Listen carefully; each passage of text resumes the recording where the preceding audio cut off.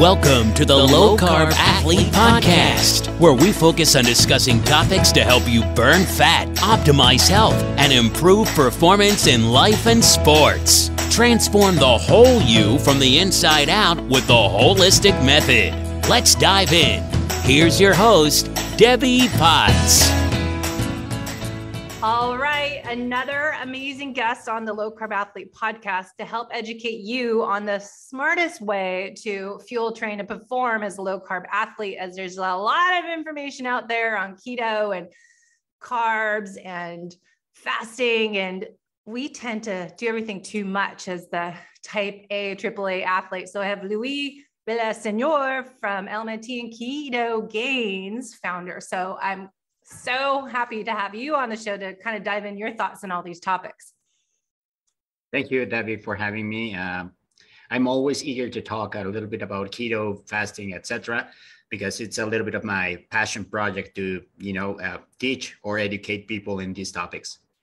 So talk about what you do with KetoGains, kind of what led you to that area. You're a co-founder of multiple companies. I'll have all that in the show notes, but what's your why, your passion, purpose? You just said that, but why are you doing all this stuff? Constant research and sharing info. So basically this all started when I was about 17 and a little bit earlier, but I'll just jump to the most important part. I was studying a bachelor's degree in business administration and marketing here in Mexico. And at that time, I was, I'd say, in a low point of my life. I was overweight when I was a kid. I then became a little bit fit, but I was still on the chubby side. In between the pressure of being a high functioning student, and then also a little bit of bad love relationships and stuff, stuff, the usual. I ended up anorexic. So I dropped down to about 48 kilos at the time. Currently, I'm 76. And I basically stopped doing training, exercising, etc., because I didn't have any energy. My life was eat a little bit and then go to sleep and then study and, repeat it. And that was the lowest point for me, which I thankfully stopped by myself and said, hey, what I'm doing is wrong, is going to kill me. And I started reading and researching on how to get lean in a way or build muscle without having to go to the traditional approach of, bulking, eating a lot of carbs, etc. And I started reading on the university library. And then I also got into classes on nutrition with some friends that were majoring and studying for that. And I basically started learning by myself a lot of these things. Then eventually I stumbled upon the ketogenic diet just by mere chance. And the thing is that I found a way where I could slowly and gradually gain my strength back without having these, you mentioned a while before, OCD, right? A lot of people are all or nothing. And I found that using a low carb approach helped me control cravings and be more in tune with what I ate. I could eat exactly the adequate portions of what I needed to eat versus getting into these binge eating episodes and so on and so forth. So I started studying that for myself, started to get results. A lot of people started asking me what I do, how I do it, etc. And I just started to share information. And I'm what I call a nerd at heart. Just again, a little bit of an anecdote, but I used to be the kid at school that read a lot of comics and also carried with me an Encyclopedia Britannica and read that for kicks. So this was, again, I'm 44. So imagine that almost 35 years ago, we didn't have the internet. You didn't have tablets or all the information in your phone. If I wanted to learn something, I had to go to the Encyclopedia Britannica and things like that. And I actually remember just sitting, reading, book after book, tome after tome, and trying to learn. That was, in a way, my window to the world, right? Yeah. I think that's why I always love to start the show with my guests is what's your why? Because we all have different backgrounds, but similar, different things that were kind of like, oh my gosh, I need to change something now, or it's going to lead to more health imbalances, and really learning how to share our story to help other people. Like I shared, my adrenal exhaustion back in 2013, going from, 15 Ironmans to not being able to do one ever again, which is probably a smart thing. But that I got broken and I burned myself out in all areas of life, that I think we all share similar passions to help other people avoid going through that experience. But with KetoGains, I think, I always come across your blog when I'm looking up stuff. As I said, I work for Ben Greenfield part-time coaching clients, and I work for my own self, teaching the holistic method, and really coaching athletes is my kind of my niche, because that's my background. My area of love is doing triathlons and, well, training. I don't race, but lifting weights and getting stronger. And I just turned 50 and trying to live my best life, my second half of my life, and sharing my journey with others to hopefully inspire them to change and do more.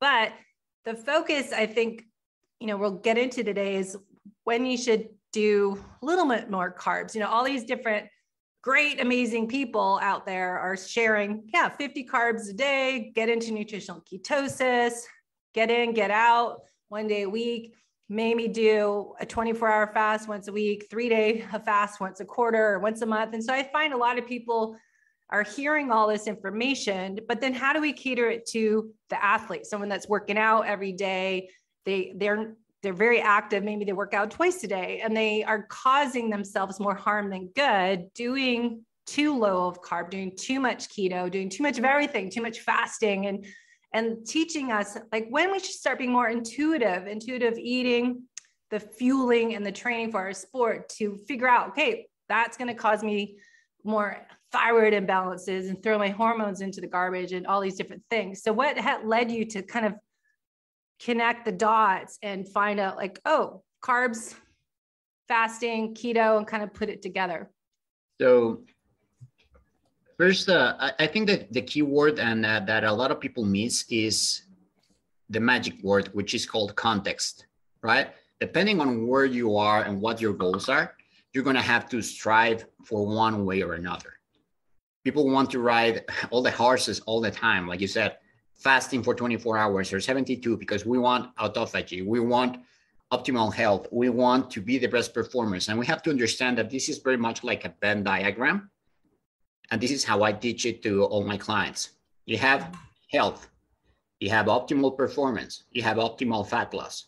The more you veer toward one of the 3 points, the more you're going to stray away from the others. You cannot have all of them, at the highest ratio. If you want optimal health, of course, you're not going to be, walking with ripped abs and bulging muscles.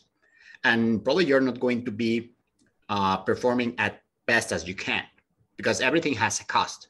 Or if you want to perform your best at certain sports, maybe you should not be as lean as you want to be. And probably that is going to take a little bit of detriment in your health. Why? Injuries, sport injuries, or like you said, adrenal fatigue, etc. Okay, you had a goal, you probably won a competition, but then you have to recover and recoup, right? Or on the other hand, you want optimal fat loss. The classic example, bodybuilders, they look at their best, but they are at their worst in levels of energy and health. It's just for a picture, and that's it. So what I try to teach my clients is very much, let's find this balance where you feel great, you perform good enough. Of course, if you're in your off season or you're not a competitive athlete, right? And you don't have to be like those Instagram models where you have, veiny abs all day. That's for most people not sustainable. And then you try to stay there all the time. And I tell my clients, when your normal life starts to suffer, like not wanting to go out to dinner because you're not going to be able to control the food you eat, or not hanging out with friends, or you're angry all the time, then why are you doing all of this for? It's not worth living like that. Again, maybe you're competing, you want to take a photo shoot, etc. Okay, that's a good goal. Let's work towards that for a while. Depending, of course, if your stress and your health is okay. If not, let's not even go there. And then you finish that, and we have, a little bit of a layoff time where you recover health and everything else. Yeah. So a funny thing is I have one of our VIP clients that I coach full time. We're going to create a goal date, like we're performing for a movie. So I started looking at celebrity workouts when they're getting ready for like the Avengers or the Marvel, any of the Marvel movies. And I was reading or watching all these YouTube videos on how celebrities train to get like that. And they even say it's not sustainable. They're doing 2 days, they're cutting down their carbs, they're, probably not drinking, they're sleeping a ton, and they're doing all this, but it's like doing that as a jumpstart program and maybe get that for 30 days. But how do you do this ongoing for daily life? And like you said, not have to say, no, I can't do this. I can't go out with my friends. I can't eat at a restaurant. It's like, okay, one of my 8 elements of the holistic method that I coach my clients on is happiness, play, laughter. And I find as we're so driven, ambitious, high performing individuals that we tend to forget that element of, is this working for me in all areas of life? Am I still thriving every day and smiling and having fun? Or am I, pushing myself into the hole? And probably like what I did, I was so serious all the time, training and racing at a high level, that you lose that joy of life. And that we have to remember that, like, what's the purpose here of what you're doing? Is it working? Totally. I also, with my high performing clients, what I tell them and I explain to them is, if you want to be a race car, you're going to have a short life. Yeah. Like those Formula One cars, what happens with them? They need to change their tires every 10 minutes. They overheat. They need to change the whole motor. So by the time the race is over, probably they're going to have to change, in most cases, at least 50% of the parts. Yeah, you probably won the race, but at the cost of what? Mm-hmm. Would you rather be, especially with older people, like a vintage car that has perfect parts, functions perfectly, even if it's probably the model of a 9020? Yeah. It really depends, of course, where you are right now in your life. Maybe you're young. Okay, you are not thinking about all of that stuff. But like you said, you're in your 50s. I'm in my mid 40s. It's not the same. I'm not in my 50s. I just turned 50. So don't jump up a few years. Okay, well, you're just reached that, like you said, middle of the life, right? Yeah. But okay, we're very much in this state where I myself have I train a little bit with less intensity and use different training methods, just because I get injured more easily. It's just something that happens. And I don't want to be off training for 3 months because I did something silly. Mm-hmm. I'd rather just take it a little bit easier. And I'm probably going to be maintaining at this rate of my life. I'm more interested in maintaining an overall healthy life rather than just chasing PRs just for the sake of it, right? Yeah. Yeah. And I think that's an important part. So that kind of leads me out. We'll get to the questions here because I could talk to you for hours, but the top 3 tips to maintaining healthy lifestyle. Everyone wants to burn fat and get stronger, like get lean and strong, and especially, this beginning of the year. What are your top 3? Then I want to dive into your fasting info. So this is something that I myself either learned from time to time, and also now reading research and some other recommendations from various trainers that are focused on body composition. It seems that we all tend to agree. So one is focus on eating protein first, a good source of protein. Mm-hmm. So always make protein your priority. Second is stay active as much as you can. And again, all of these recommendations are aligned with a third one, which is create sustainable and healthy habits. When you diet, when you eat certain things, when you exercise, you can have all, great intent and wishes and everything else, but if you don't make it and have it, you don't make it sustainable for yourself, it all just, again, becomes a wish, right?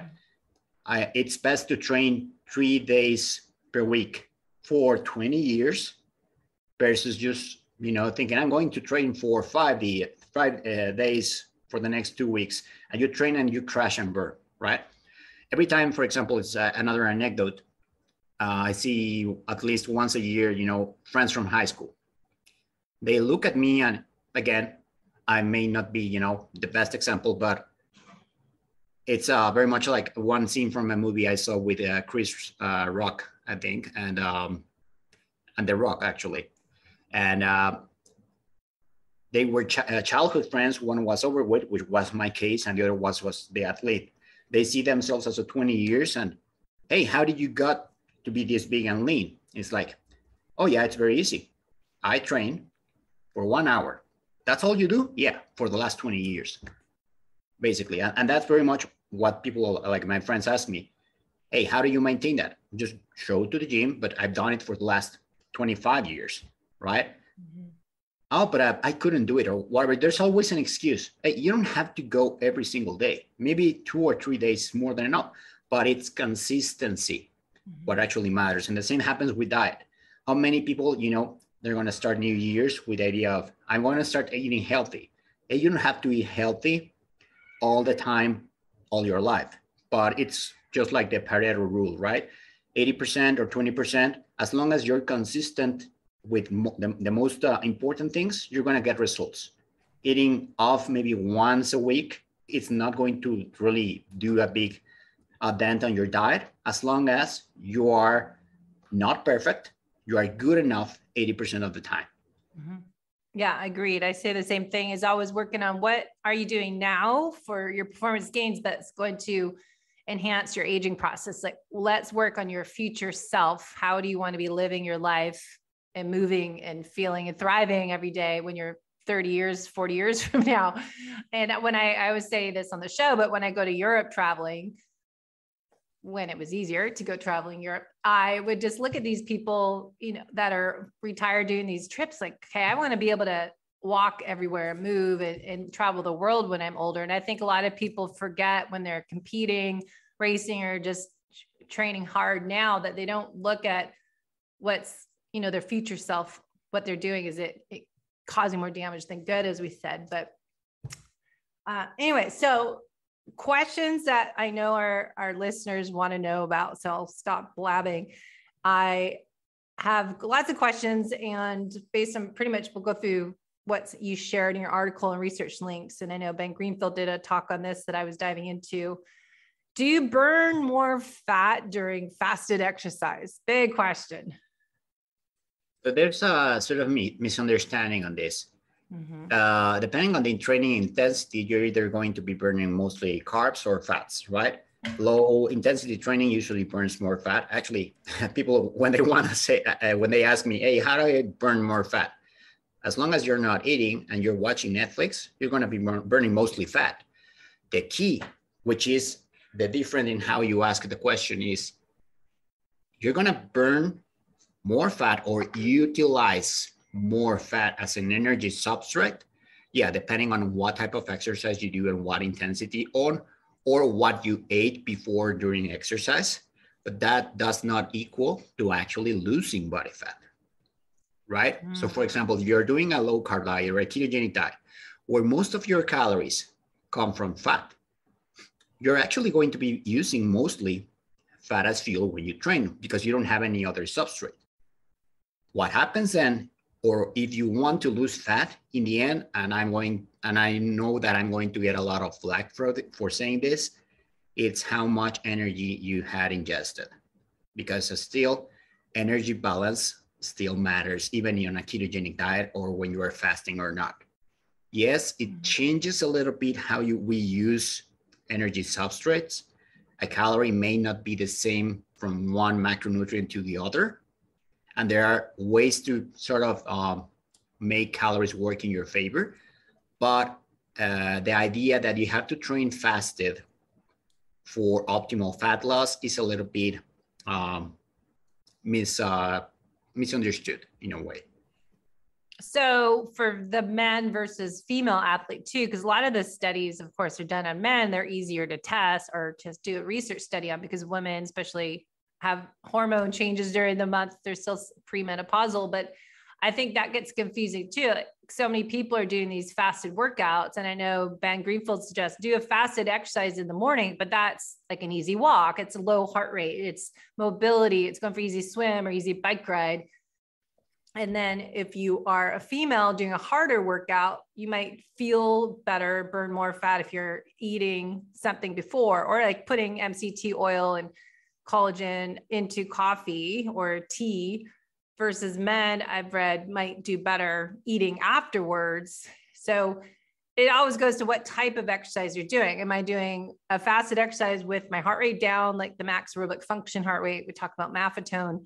Or is it, a HIIT training type of muscle glycogen depletion type of workout? So there's caveats there. And if you're lean female, that was a study that I've read is based on lean females. So it's really hard. I would say it's N equals 1, but what have you found the benefits for fasted training, and what type of exercise is best to do it fasted versus when you should have something, and what should we eat? We'll get into it. And actually, now that you mentioned a little bit of differences, for strength training, which is the area I specialize on, women tend to use better and more fatty acids versus males.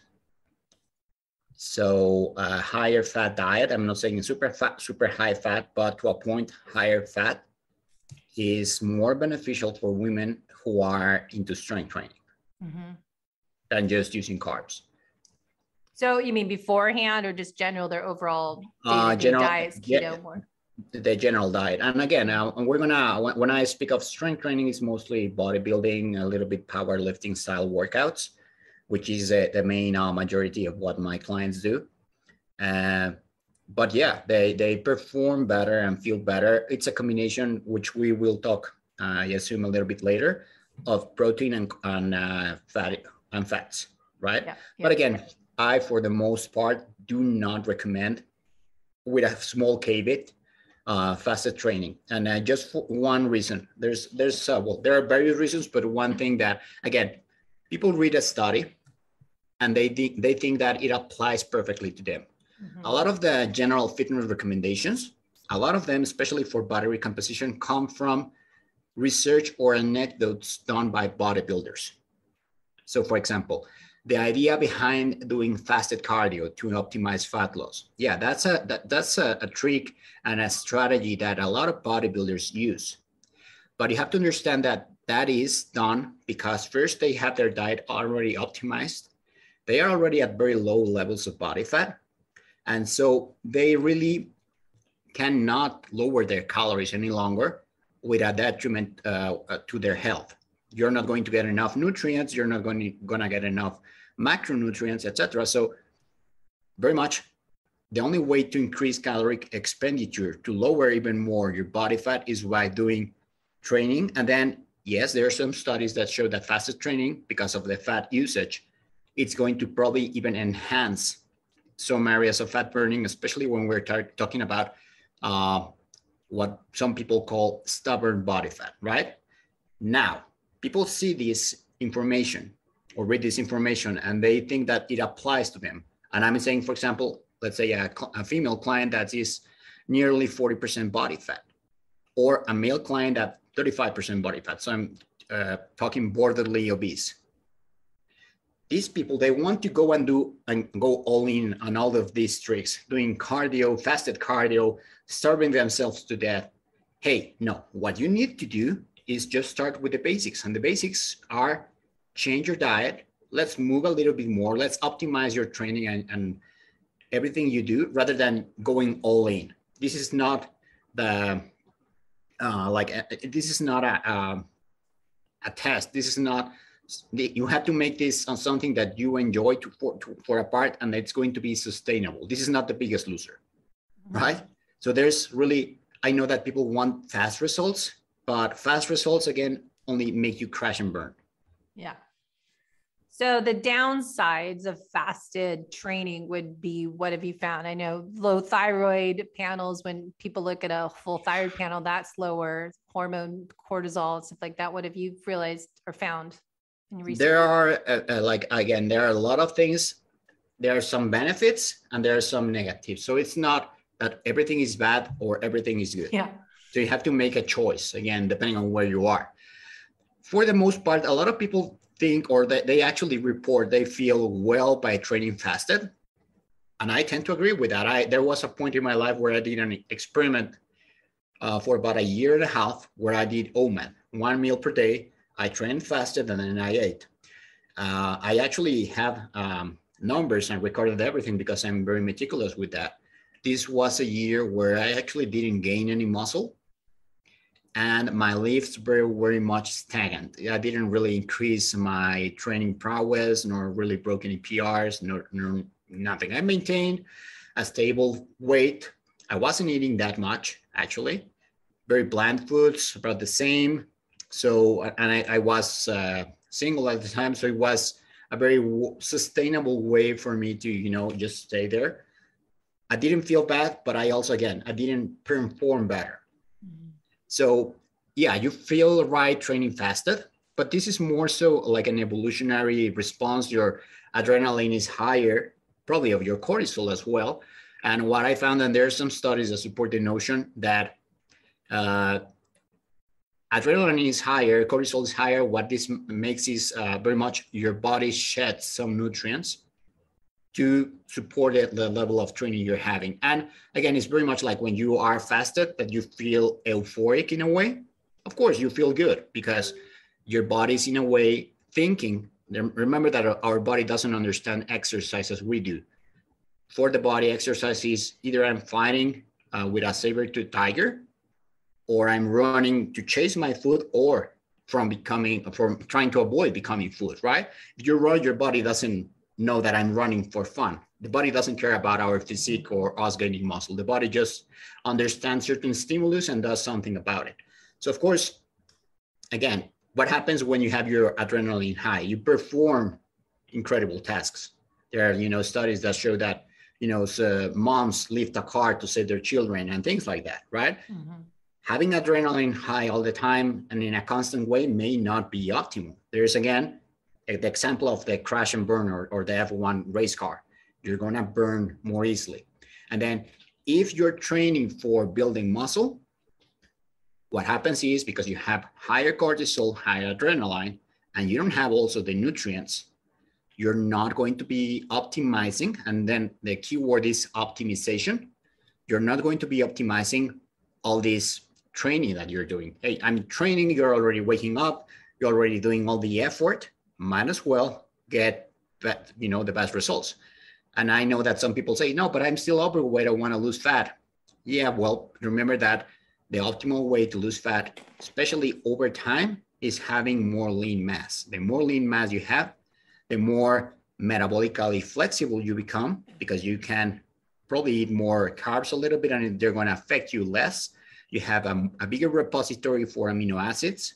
You have a higher metabolic rate, et cetera, right? So it would be a little bit silly to not want to build as much muscle as possible to a point and optimize the results that you're getting from training.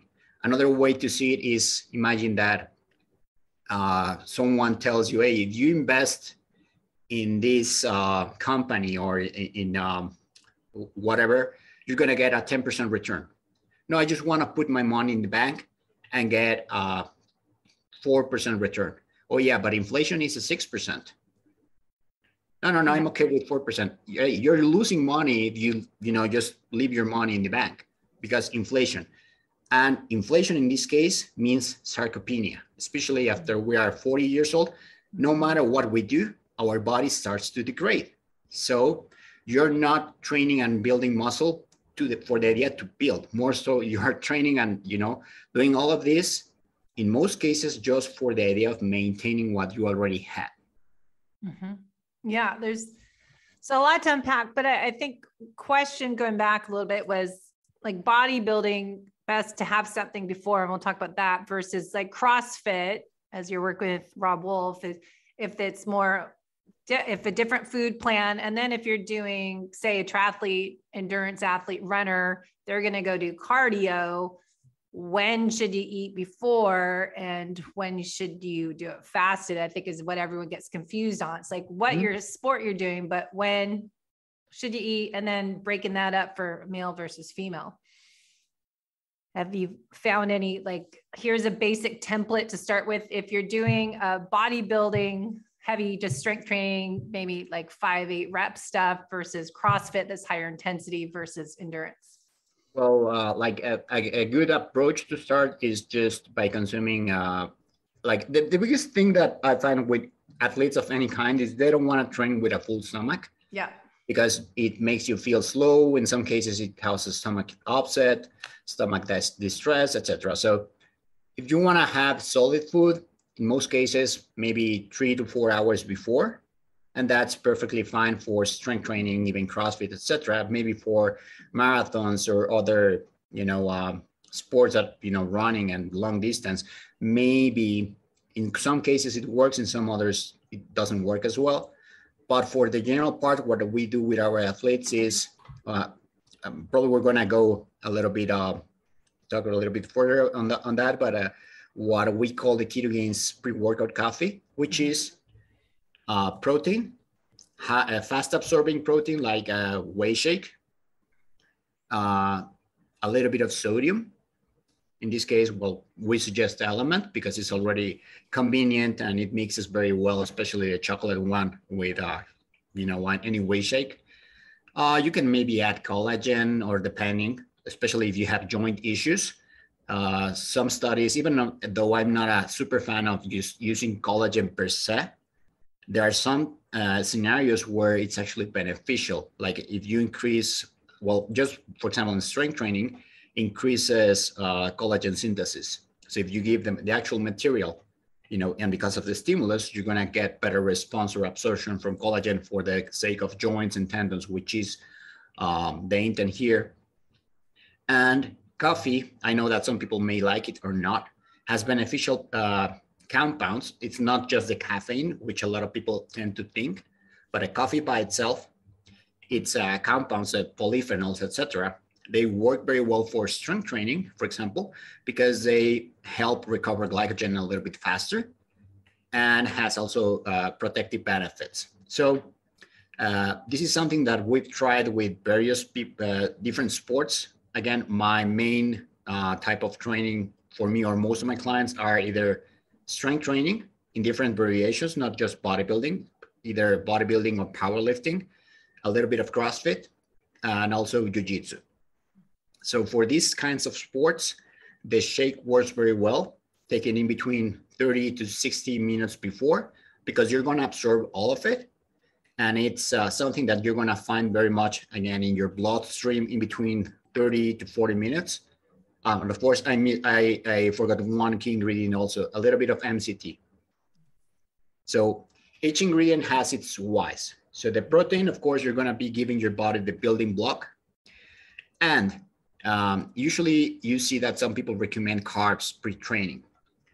In the sense of bodybuilding or strength training, carbs are suggested as to increase a little bit of insulin. So people tend to say that insulin is anabolic and you're going to build more muscle with the insulin.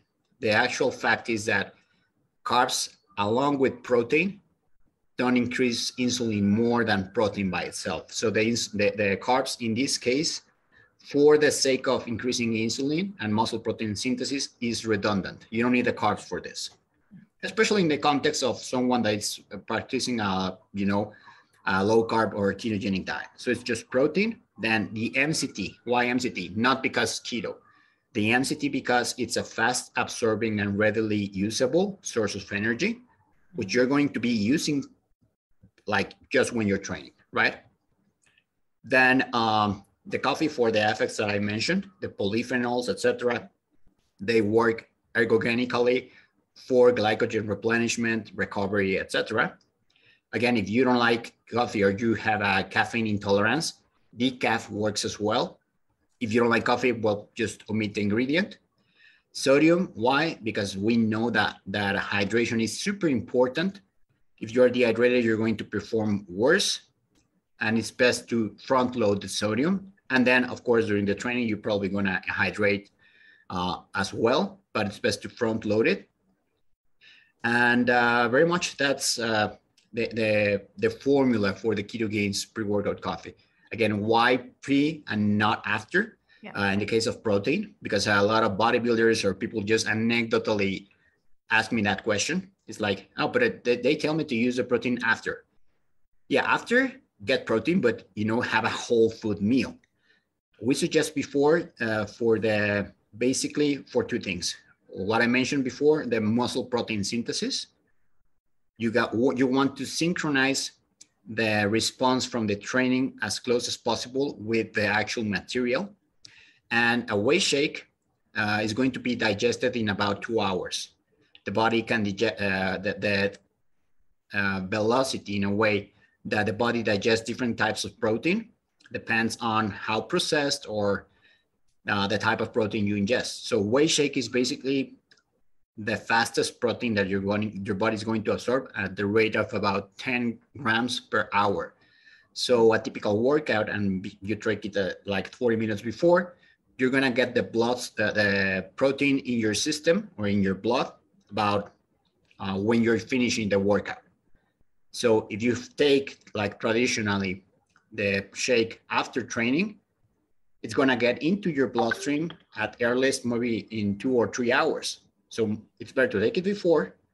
And then there's also a psychological aspect, which is in a way like a placebo effect. Lots of people report, I took my magic potion. It makes you more motivated to go to the gym in case because usually my clients take it when they're in the car, commuting to the gym. So there's no way that they're going to miss their training session because they already took the potion, right? Mm-hmm. It's like, that's how we call it, the magic potion. And it also, again, amps you up. It motivates you. It's like you took the coffee, it's warm, it tastes great. It's like you're ready to hit the gym.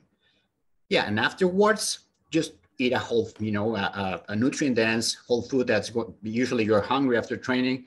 You want, something satiating and satisfying. You get your reward, which can be a big steak with lots of veggies. Yeah.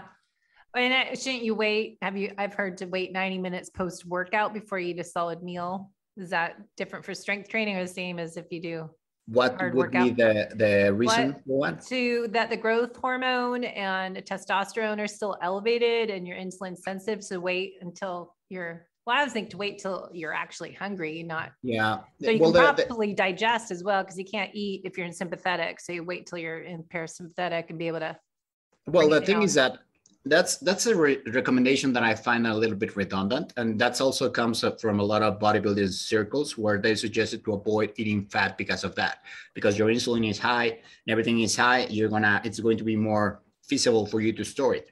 The actual thing is mostly no one eats outside, like just finishing your workout. It's not like I finished my last rep and you grab food and you eat it. No, while you take a bath, change, commute to your house, it's going to be those 69 minutes. So for a lot of clients, how I explain to this is nothing sauce or too much out of nothing. Unless, of course, again, you're grabbing a chicken and eating immediately. Just wait 30 minutes, whatever. We don't know, because there are studies that say, like you mentioned some of the things you said. I've seen recent studies that don't show anything of detriment. So when you don't know exactly, and there's a what if scenario, just wait it out. Nothing's going to happen, right? Yeah. The other thing I was going to mention too, I think a lot of people doing keto and doing fasted exercise, were usually the ones sticking to it, are overriding the feelings when they actually are hungry and need to eat. So when to break that fast, when to eat, but also that carbs are evil. People think like, if I eat a carb, I'm going to mess up my whole fat burning workout, and that they feel guilty if they eat something beforehand, because they keep being told fasted exercise, don't eat, being keto, that if I have a little something, it's going to screw me up. And I, feel like I just ate a plate of cookies. No, like the strategic use of carbs in some cases is super interesting and something recommended. Again, depends, context, where you are. Mm-hmm. If you are, and this is something that happens especially to my CrossFit clients. And I'm not against CrossFit. I'm actually a certified coach. But again, context. If you are 40% over body fat as a female, you started CrossFit. And then you come, I need my carbs because I want to break PRs. It's like a wait. Your main focus right now should be fat loss at the expense of optimal performance, because losing fat right now for you in the medium to long term is going to help you break those PRs with less effort, right? And then we can start adding a little bit of carbs or using other approaches. Now, again, the most important thing for fat loss is being consistent with the diet. So if you at this moment do want to compete at your level and you're finding that you're dragging, okay, let's add maybe 10, 15, 20 grams of carbs, of certain types of carbs. And probably this is not going to affect the results you have on fat loss as long as we are adhering to the other things in your diet. What I've seen is that some people use this excuse of they have to eat carbs, and the carbs they're eating is, okay, it's not maybe a potato or rice, or maybe even like some glucose pre-training, which has also its use. No, they're going to start eating, what are you eating? What are those Oreos for? I need them for my training. I don't think that's the way to go, right? Yeah. It's just, again, an excuse that some of us just use. But again, the strategic use of carbs, depending on the context, especially for high glycolytic workouts like soccer, CrossFit, especially if you're training maybe 2 a days, it's going to be a game changer. Mm-hmm. Well, that's what I read too, is what Ben Greenfield suggested. If you're doing when to eat after workout would be for more endurance athletes. I think when you're doing a 2-day. So like I ran in the morning and I'm going to go to master swim at lunchtime.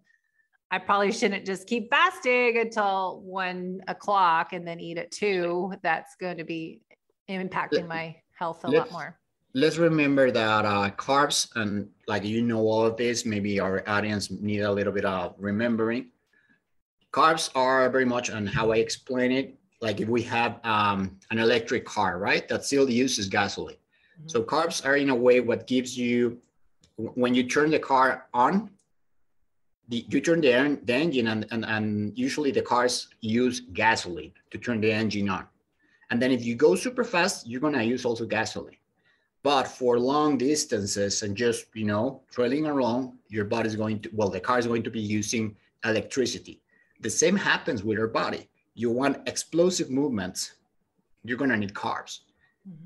If you are just going to be doing some light training or even, again, bodybuilding, but it's at semi-low intensity or even at high intensity, if you are actually metabolically flexible or well suited to the diet, like in my case, you can perform very well on a high-fat diet.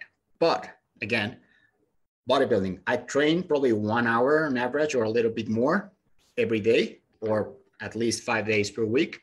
But I one session and then I rest and I train the next day. When I'm training for a competition, when I'm training 2 a days, of course I'm gonna eat more and probably have some carbs before. Or if I want, I'm going to train more explosively, because otherwise I just drag along. I suck. Well, that's what I always ask people when I feel like people unintentionally brag how long they could go without eating, and they could go for a 3-hour bike ride, or they could do this workout or that workout. But I always want to say, but could have you felt better? Could have you been stronger or faster and improved? Yeah, I can go for a long time not eating, but is that the best for me? And knowing that, I actually did a website for it, intuitive fueling for the athlete. I think we need to start, course correct as needed, pay attention to those red flags. Like I lifted heavy this morning and I had my coffee and some MCT oil and a little creamer in it. And I was a little hungry afterwards. I'm like, well, do I push through it and wait till, 10 a.m., 2 hours later, just keep being hungry? Or when do you listen to your body, go, okay, I should probably eat a little something now because my body's telling me I need to eat. So I think we forget or don't know how to listen to hunger cues. And when does it become another eating disorder, right? It's like we get obsessive. Well, our body usually used to have these signals, right?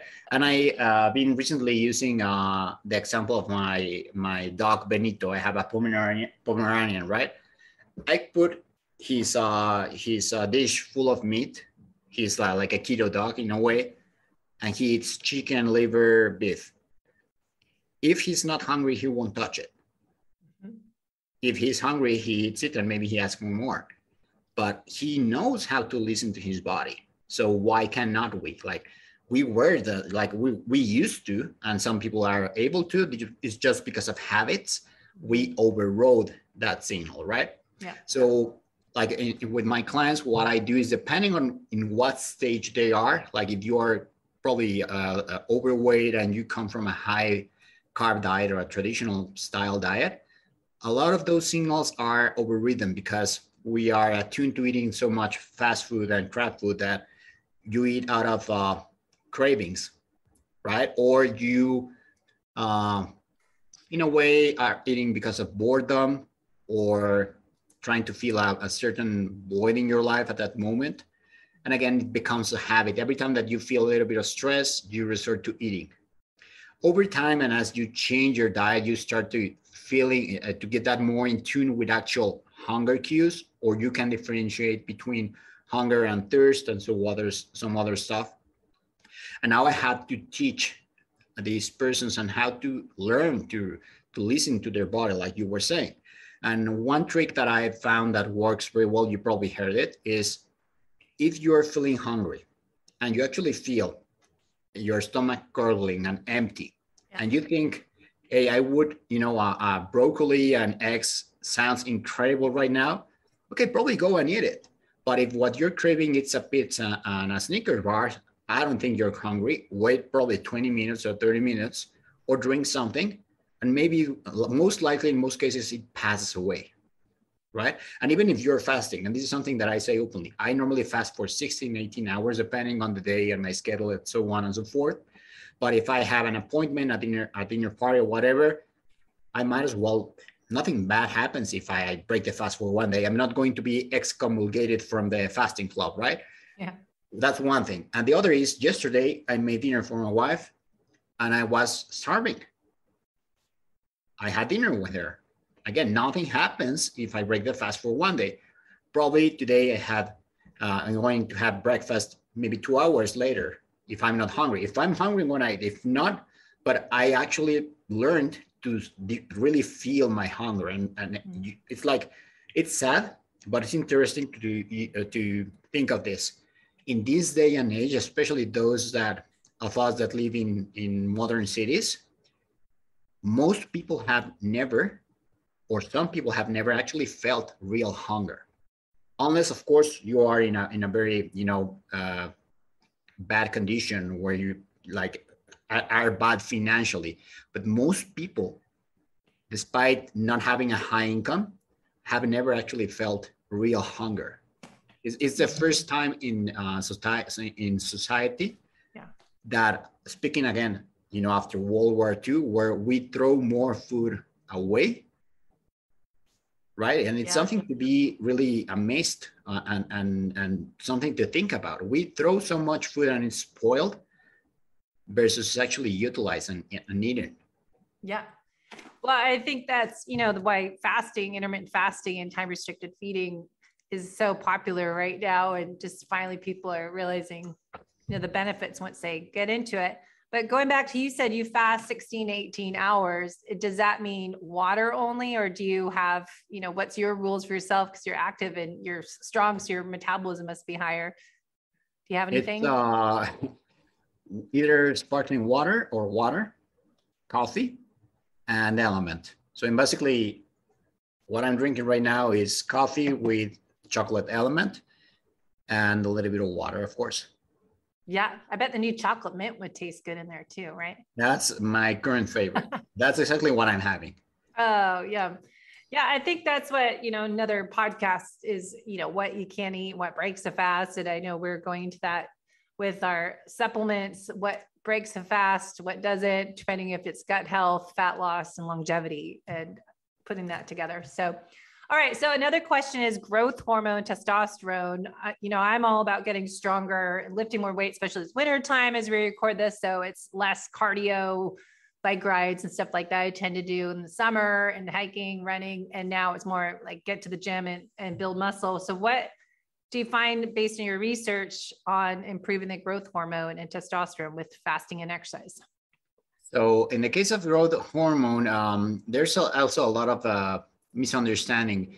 And I would like for a lot of people that promote fasting for the sake of the growth hormone as to build muscle, to go into some of the research and the purpose of growth hormone. And this is something that I am culprit as well of saying and promoting a few years ago. And again, I always try to ask myself, nowadays, I'm a little bit more careful when I make a statement. Okay, this is what people are saying or what I've read. Let's go and find contrarian or evidence that says otherwise and see the hypothesis why, what's happening here, what's the underlying mechanism. And what I found is that, fasted exercise increases growth hormone. But the most important factor or the most interesting part that I discovered is that growth hormone, despite its name, in adults doesn't increase growth. It actually is a mechanism in the case of fasting as to move nutrients to the part to where they are needed.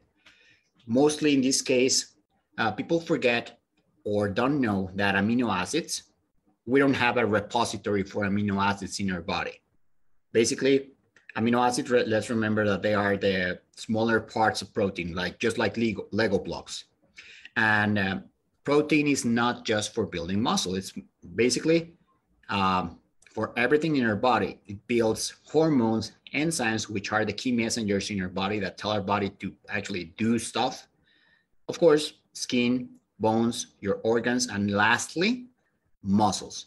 And in deference to carbs and fats, our body can store carbs in the liver and in our muscles, like glycogen. It can store fat in an almost unlimited amount as body fat, but we really don't have a place where our body stores amino acids. It can only assimilate them as contractile tissue, which is muscles. So if you're training fasted and your body needs amino acids, where is it going to get them from? From your own muscles. So let's understand this. We're training to build muscle, but we're not giving the body amino acids. It's like if you're building a house and then you didn't buy bricks, but you have the workers in the house and they go in, hey boss, where are the bricks? Why don't you take them from this wall behind me? Okay, they're gonna take the wall behind you. They're gonna use the bricks and they're gonna put another wall here, but then now you don't have the wall back here, right? So if you wanted to optimize, just buy the 10 bricks or get them here, right? It's just an idea of optimization. Yeah, probably you're gonna build a smaller wall here and you can repurpose things, but you're wasting resources. And again, this is for the sake of optimal muscle building. So yeah, your body does increase growth hormone, but it doesn't work as we think it actually does. And this is something that again, for some people that want to build as much muscle as possible, going back to the example that we said before, hey, but I don't want to be as bigger as you. I don't want to grow as much as you. I understand that. But because you're going to be losing muscle as you age, your idea doesn't really make a lot of sense because, again, the same idea behind the bank. The bank is giving you probably a 6% interest. A 4% interest, but inflation is 6%. You're actually losing. The same is going to happen. So the best solution is just don't train fasted. Have a weight shake. Like optimally, take a weight shake before training. Okay, second best option, have the weight shake after training. I can agree with that. But if you want to optimize it, have it before or eat 4 hours before. Just the idea is having some protein in your system that your body is going to be able to use instead of your own muscles. Mm-hmm. Yeah, I think that's a good note.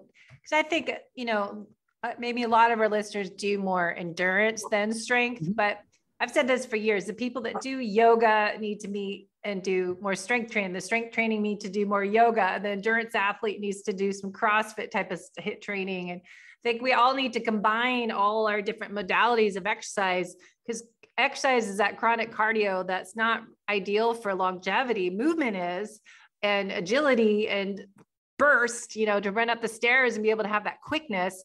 But I think endurance athletes, I keep being advocate for strength training and really getting stronger, especially as our hormones, especially female athletes, premenopausal, menopausal, even more important that we need to lift more weights. And I like to lift heavy, and I go by my genetics, my DNA fit report. I do best with, like 5 to 8 reps, sometimes 3, and do more strength and get stronger instead of spending more time. I know I have a friend like going to spin class, and then she's going for a hike, and then she's going running. And I'm like, did you do strength training? Yeah, I went to Orange Theory. I'm like, well, that's cardio and strength. Like, no, we need weights and or lift heavy things. You don't need weights.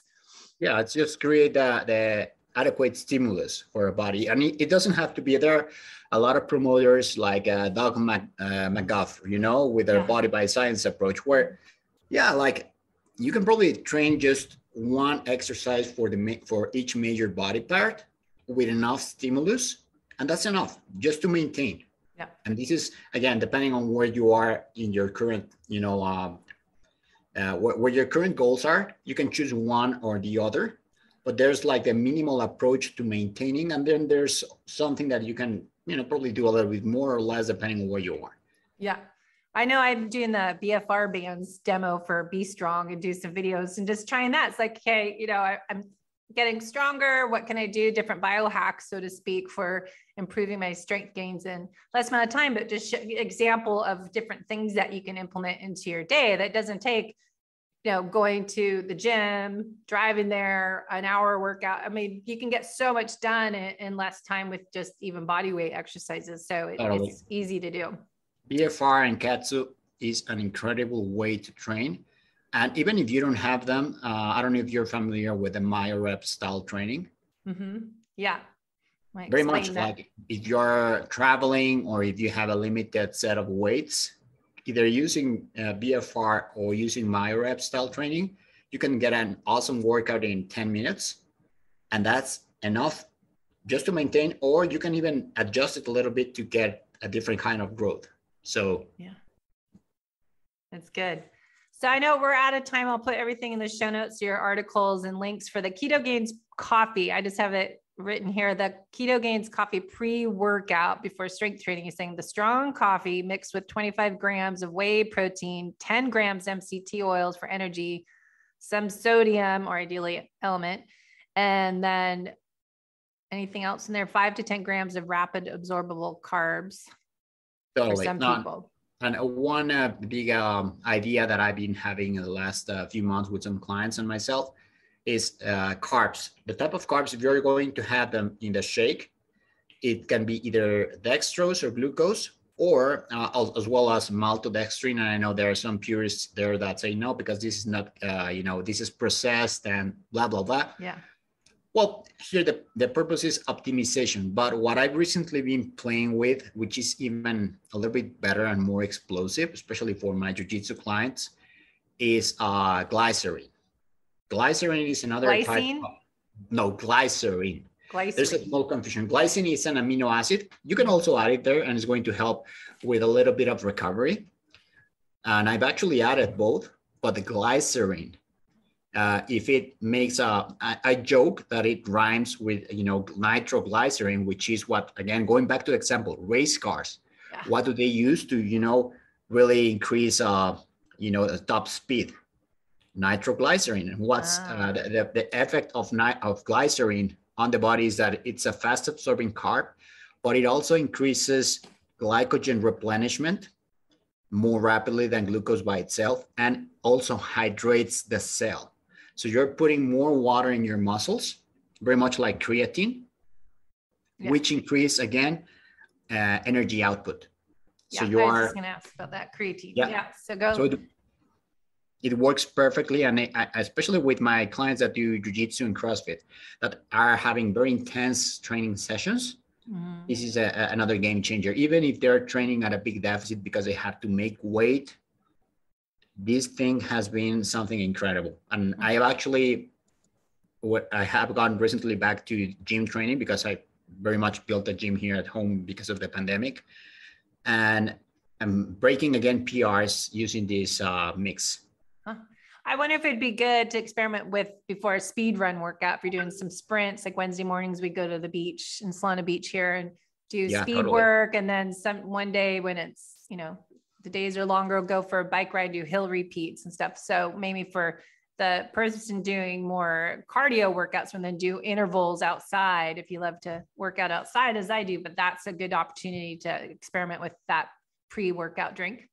Yeah, I think so. Yeah. Anything that relates to, like you said, sprints, where you have moments of high intensity and then probably, stay at a lower intensity, but constant, it's going to be very usable or a great experiment. Yeah, because I know I cannot eat solid food a lot of times, especially if I go swim. I do masters at 11:45 a.m. most days a week, 4 days a week. That I can't go eat because I'll be regurgitating it in a swim workout. Or if I go running, biking, I can, eat a little more solid stuff. But I think it's a great opportunity to experiment with each person's own body and what they can, figure out how you can measure. Are you getting more performance gains if it's using your Garmin watch, your more power output on a bike, or faster speeds running, or strength training? Obviously you can see your numbers are improving that way. But, I think people need to see, is this working for me? And how do I test it on myself to see if there's any changes? Yeah, totally. Yeah. Good. So anything coming up in this year? Are you going to do any new events or speaking or focus areas, your research? Well, we're keeping up with this. We were doing actually a study on fasting before the pandemic. Likely we're going to start going back to it with I also work with Menno Henselmans. I don't know if you're familiar with him. He's a researcher from the Netherlands. So it's actually, I'm just you want to research or maybe have him on your podcast. Yeah, he's a great resource for all things strength training and body composition. And I've done a study with him 2 years ago regarding optimal protein intake, which was published on Nature. And we are doing this study on if you can gain as much muscle while doing certain types of fasting, and what would be the best amount of fasting as to gain the most muscle, right? Because some of the things we have been talking about here, now having them in a natural published study. So that's one thing that we're probably going to get back next year. And now that travel is supposedly going to be much easier, going to the States for Metabolic Health Summit. Me too. Paleo FX, some of my favorite events in the States. So we'll see you there. Yeah, now I live in San Diego. I was in Seattle. That we can just take the train from Solana Beach here and go right to Santa Barbara and just be able to sit there and not sit in traffic. That LA traffic, I wouldn't drive in. A couple of months ago, I'm like, this is horrible. But that is a great one, the Metabolic Health Summit. And then of course, Paleo FX, I'm going to just book my airfare, and that's in April. And then KetoCon, I'll be speaking at in July, but my focus, that's why I need to get more research on this area, is they want me to talk about the low carb athlete. And I want to talk about training, fueling training and performing tips for the low carb athlete, and trying to target the endurance athletes. Cause a lot of people aren't diving into that side of it. Cause more people at KetoCon are talking about, I'm just drawing blank of my two friends that are all about keto and carnivore for bodybuilding part, but not the other activities in sports. So so I think we need to talk about that more. And then females, we need to give a little different recommendations for the female, as we're not the same as men as we hear and know about. Yeah, totally. So keep me in the loop on any research you guys are doing. And I'd love to share that in my presentations next year. Also, I'm going to the low carb cruise. There's a ton of top people there in May. So there's lots going on, as people hopefully won't cancel everything again, and we'll get back to almost normal. Yeah, hopefully, because these 2 years have been very much, like a big parenthesis, in the sense that I cannot believe that it's already been 2 years. I know, right? It is insane. So hopefully. So thank you for your time today. And I'll put all the links in the show notes for the KetoGains research and the coffee and all sorts of things on fasted exercise, so you can read and be open-minded. Thank you. Thank you, Debbie. Hey guys, before I say goodbye today, I wanted to share with you something I am offering you, my listeners, the Low Carb Athlete. If you are an ambitious, driven, high-performing individual who is struggling to get results that you're looking for, even though you're doing all the right things you hear about out there, but you still do not feel your best. You still can't lose the desired weight. You still can't improve your performance. You're struggling with recovery and repair. I've got an answer for you. It's a great way to get started. It's called my new client special. And it is 2 45-minute coaching calls with me, but it's not just talking for 45 minutes. Before and after that call, I will be diving deep into your food log, your exercise program you're doing now, and a nutritional therapy analysis. I will give you some forms that you can fill out online and a 3-day food log with symptoms. And if you have training peaks or a different type of way to track your workouts, you can send me all that information and I will assess it all based on your goals, needs, personality, and symptoms you're experiencing. So if you're interested in that, it's a special for you. Head to my website, debbiepotts.net, and I will get you connected with that special. It's $597 for 2 coaching sessions and the whole assessment. So there's a lot more to it than just those 2 45-minute calls. I'm spending a lot of time looking at what you're doing and what else can we do and tweak, knowing what we know now. So let's individualize your program. Let's learn more about how you can become an intuitive athlete with your fueling, training, and performing program. So I love to hear from you. Just message me on the website, debbiepotts.net, and we'll set up a discovery call to discover more ways how we can get you to feel, look, and perform your best in life. Talk to you soon. Thanks for listening to the Low Carb Athlete Podcast. If you have any questions, feedback, or topic suggestions, let us know on Facebook or at debbiepotts.net. You can help us to continue to grow by leaving a review on iTunes. Thanks again, and we'll see you next time.